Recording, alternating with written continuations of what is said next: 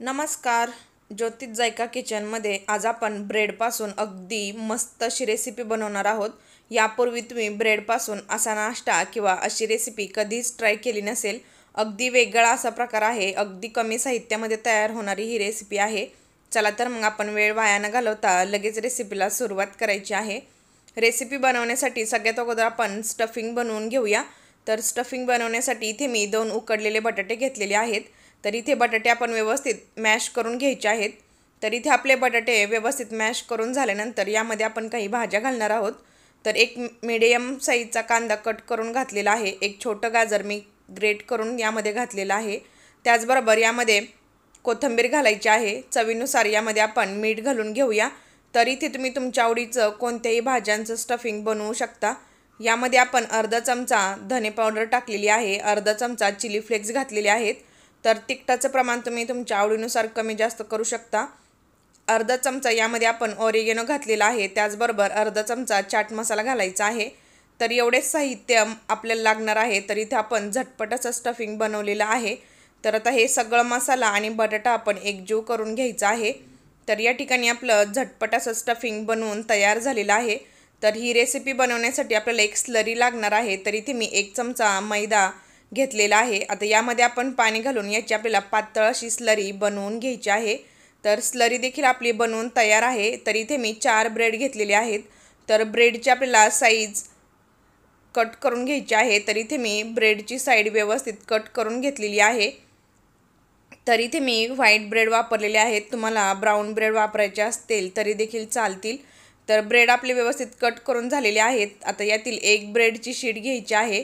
तर अशा प्रकारे आपण लाटण्याने व्यवस्थित त्याला लाटून घ्यायचं आहे. जेवढं शक्य होईल तेवढं पातळ लाटून घ्यायचं आहे. सुरुवातीला आपण जे बटाट्याचं स्टफिंग बनवलेलं त्यातील एक रोल असा करून घ्यायचा आहे. आणि आपण जी स्लरी बनवून ठेवलेली ती स्लरी देखील यावरती अशा प्रकारे ब्रेडच्या दोन्हीही कडेला लावून घ्यायची आहे. हळूहळू आता आपण हा ब्रेड व्यवस्थित रोल करून घेणार आहोत.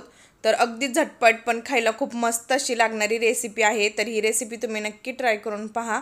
तर अशा प्रकारे आपला झटपट असा रोल बनवून तयार झालेला आहे.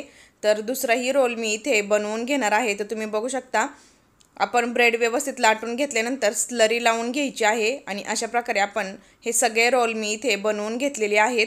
रोल अजून आपले छान मस्त आणि टेस्टी लागावेत यासाठी इथे आपण अजून हे रोल एका स्लरीमध्ये व्यवस्थित डीप करून घेणार आहोत. सुरुवातीला आपण जी स्लरी बनवली त्या स्लरीमध्ये आपण हे डीप केलेलं आहे.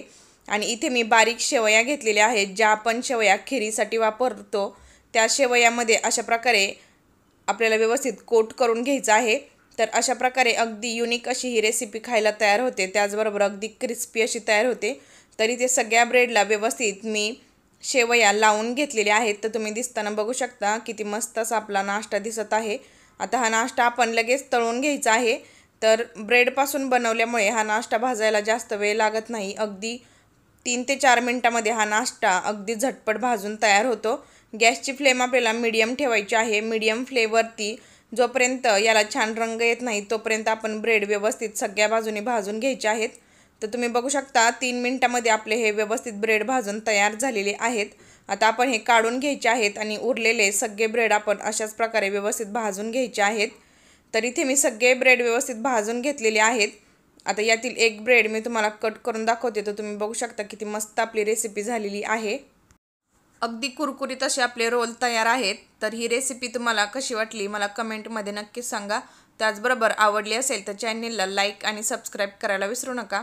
पुन्हा भेटूया आपण अशाच एका छान रेसिपीसोबत. तोपर्यंत धन्यवाद.